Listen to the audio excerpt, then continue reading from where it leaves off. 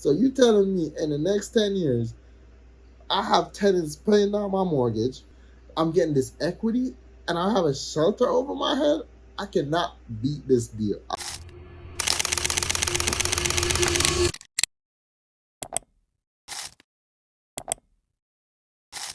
Hey everybody, welcome back to my channel. It's your boy Chevron. And today's episode, I'm gonna break down how you can buy your first home using the FHA, the Federal Housing Administration Program, right?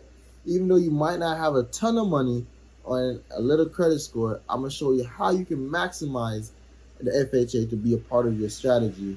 So stay tuned, stick around, and this one might be the one that help you get you into your first property. All right. So let's start with the basic. What is the FHA? FHA stands for the Federal Housing Administrative Program, right?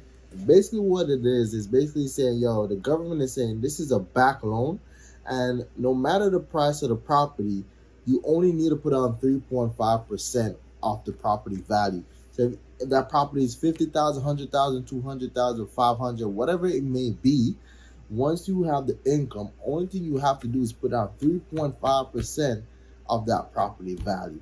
And the good thing about it, you do not need to have a 700 credit score or a 680 like most of these conventional loans require. Only thing you need is a 580 credit score. Now, the higher the better, yes, but the minimum requirement for the FHA loan is 580. So think about it.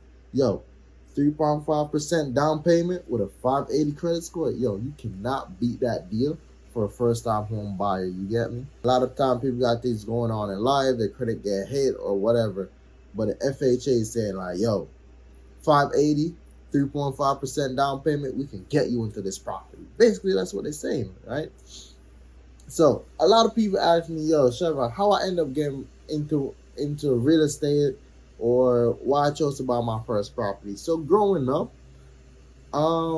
me personally, I never really grew up saw my family pay rent. That's number one. So I feel like that installed a thing in me where I'm like, yo, it's always about ownership. Coming from Jamaica to America is always about ownership. Even if they had paid rent, it was like, yo, I'm only paying this thing for like this period of time. I'm saving up to buy my own home, right? So I saw that growing up as a kid, and then as I got older, I would talk to people about, yo, rent versus own. I was always curious. And I'm like, yo, why would I pay rent for something that is not mine? Like, I have no incentive than me being in this apartment or this home with a bed, right? I have no leverage, no equity, nothing in this space. And I'm just making somebody else get richer. It's like you're saying, yo, go lease a car for 3 years and pay $1,000 a month for a car that you got to give back up in 3 years. Mind you, you got a limited amount of things I can do with it. If I lose my job today, I cannot rent the car out. I cannot drive over a certain amount of mileage. Versus if I finance a car, which I know is going to be mine, I can do a drive taxi, Uber, Lyft, rent it out, whatever I need to do. So that's how I look at it from that point of view. Like, you get me? I feel like home ownership is better than renting, and that's just from me. But like I said, if you are that person, if you're just like me and believe in ownership, this video is for you, because the steps I'm going to tell you how to get it is crazy. It's crazy, ridiculous, and how much I got my first property for, right? So my first property, it was for 440. Well, 417. I over offered at 440 to get credit back to help me with the down payment, to bring down also my interest rate. Mind you, I bought my house when it was at 7% interest rate, and I got my interest rate down to 5.3. So I bought down my interest to that rate. So my home was selling for 417. I offered 440. I asked for $23,000 back in credit. And what that did was it brought down the interest rate. It went to the down payment and closing costs. So the only thing came out of my pocket for closing was only $12,000. The most, let me say $13,000. Because I think it was like 12,500 or something. So I got my first home with minimum credit for $13,000. $13,000 out the gate. I got my first home for it, right? And today, that same home that I got is now paying me rent. I'm collecting rent from this home. And the beauty of the FHA, so a lot of people think about like, oh, I'm gonna buy a single family, but the beauty of the FHA, you can actually buy a single, meaning a 1 unit, to a 4 unit. And in my position, I end up buying a 3 unit building, so it's 3 different families could live there, and I only pay $440, $13,000 down, right? And as soon as I got into that building, I was collecting rent. The year after a year, I rented out the 3rd floor, and now I'm working on fixing out the basement to make it into a 4 unit. And that's just money I've been collecting since I started. So that's what I'm saying. The FHA have helped me tremendously, and I really think people need to look into the FHA and don't just like talk badly about it, because if you use it smart and strategically, this thing can propel you into like a different league, a different category, and put you on that legacy in motion building phase. You get me? And when I did this process, I was only like 25 when I bought my first home. Mind you, I didn't know anything. I just know that I need to build legacy. I need to start building my foundation, and I want to retire by 35. So I started at 25. I told myself in 10 years I'm gonna retire. I started getting income, building equity, boom, boom, boom. Mind you, it's not easy, but yo, amazing. Get your pen, get your paper. I'm gonna give you the 7 things that you're gonna need while you're going through the process with FHA. So these are the step-by-step process with FHA, right? So make sure you check your credit. Like I said, you need a 580. So if you have a 580 or above, that's good. That is perfect. The higher your score is, it helps you, right? But the minimum you need is a 580, not a 620, not a 680, not a 700. 580. That's the minimum you need to qualify for the FHA, right? Get pre-approved. Pre-approved. What is being pre-approved? You're gonna be shopping around for mortgage lenders. So these are the people that are gonna be like, yo, how much can you qualify for? 300, 400, 500. You know, how much, based on your income and the property that you're looking for and everything, how much can you realistically qualify for?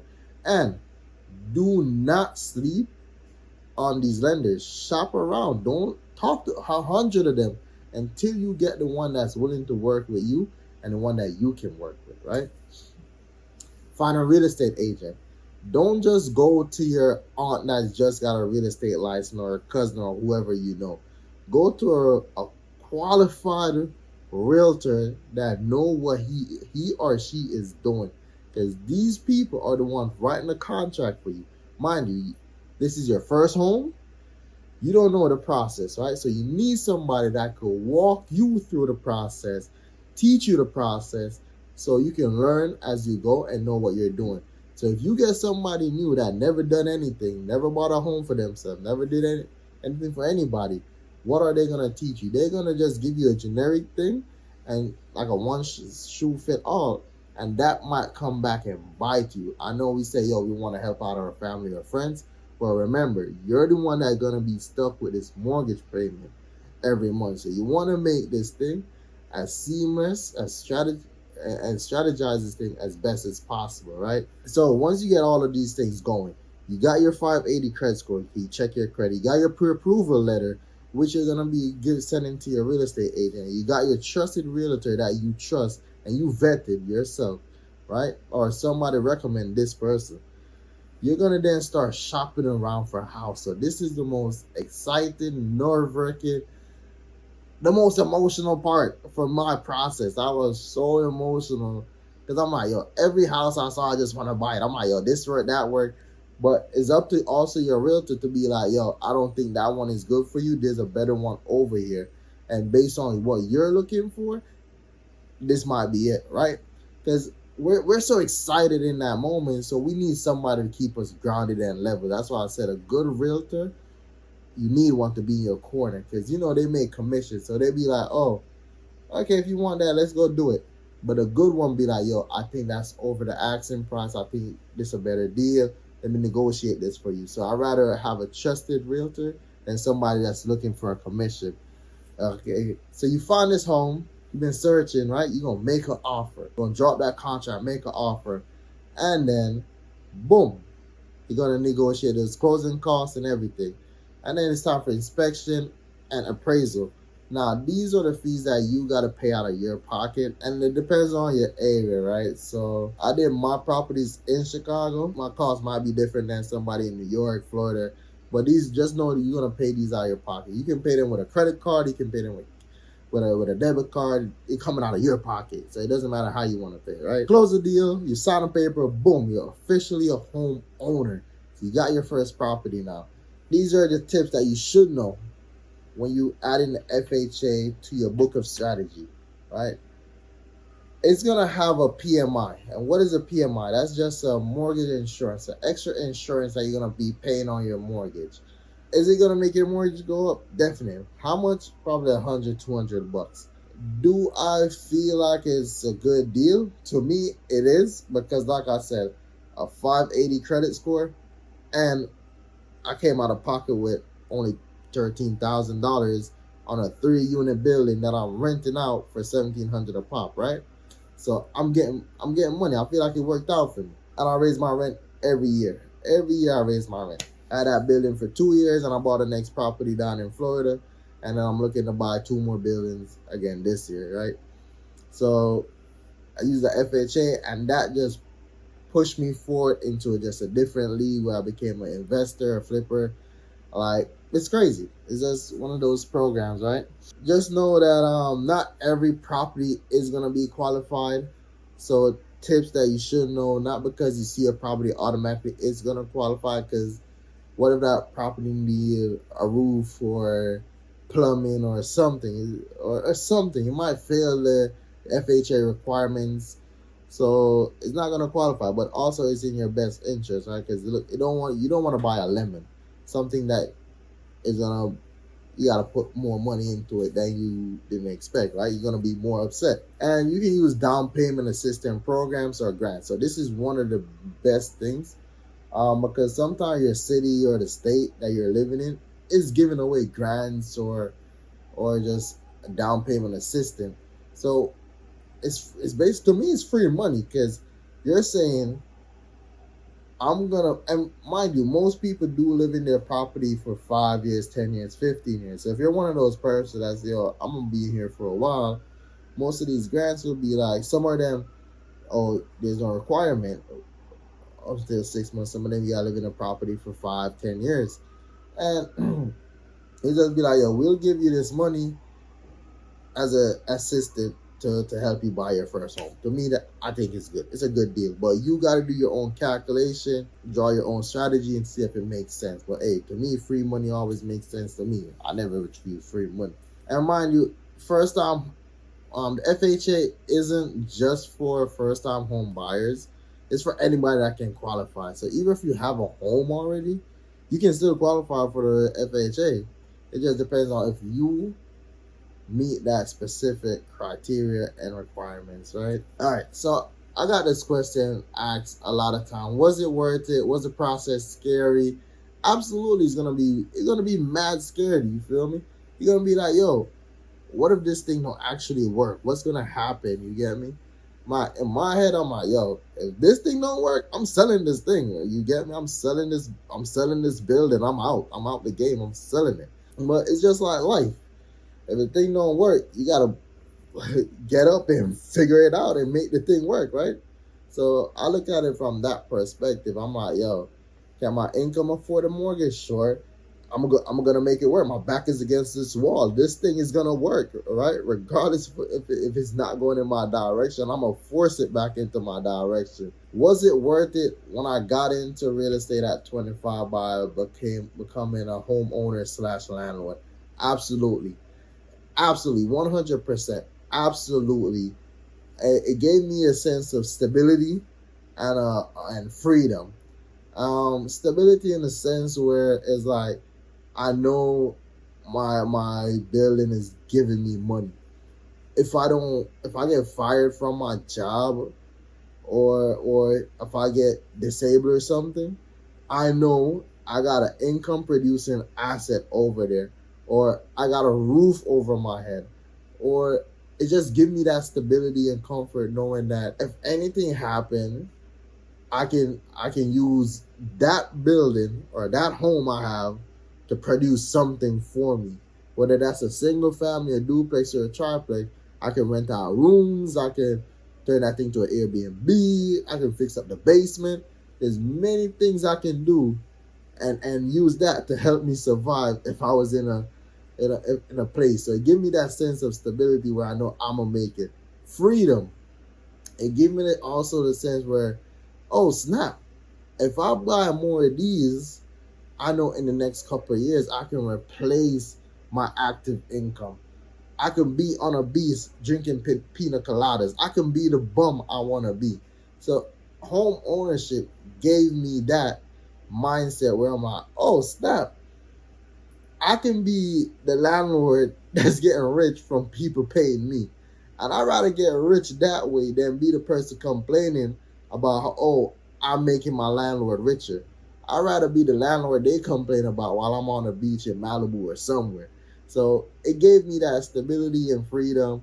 And also the property's building equity. So I know, yo, in 5 years, 10 years, god damn it, 20 years, I know this property is gonna, well, I'm not saying I know like I know everything, but I'm pretty sure it's gonna go up in value, right? So if I got it for 440, how much you think in the next 10 years? And we see these prices skyrocket. You go on Zillow, Realtor, you see property that was like 5 years ago that was selling for 200,000 is now worth 700,000. So you telling me in the next 10 years, I have tenants paying down my mortgage, number one. So meaning the mortgage, I'm not the one paying it, the tenants are. I'm getting this equity and I have a shelter over my head. I cannot beat this deal. I love this. That's why I love the FHA. If you come to me and ask me, yo, should you go conventional FHA? I'm going to say the FHA should be the one that you use for your first home. Mind you, this is a strategy. Add it to your playbook. Do what you want to do with it. But hey, look into it.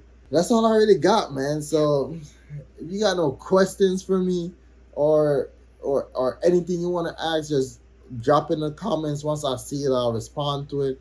If you want to reach out to me on Instagram, my name is King Bucknor. I'm gonna put it in the underneath my page, or Estate Boss. And I just really just love helping people when it comes on to home investing and anything real estate, also stocks, right? You know, this channel is all about getting that legacy, that financial freedom, and how I found it was through real estate. And I just like to share that with somebody that might be interested in it. So if you like this content and you want to hear more of it, just like, subscribe. If you know somebody that's in the process of buying a home or considering it and don't know where to start, yo, share this video with them. It might help them out in their search. It might can add the FHA playbook to their guide. And yeah, man, just like I said, man, hey, good luck. Reach out to me if you got no questioning or anything, but definitely do check out that FHA. All right, peace.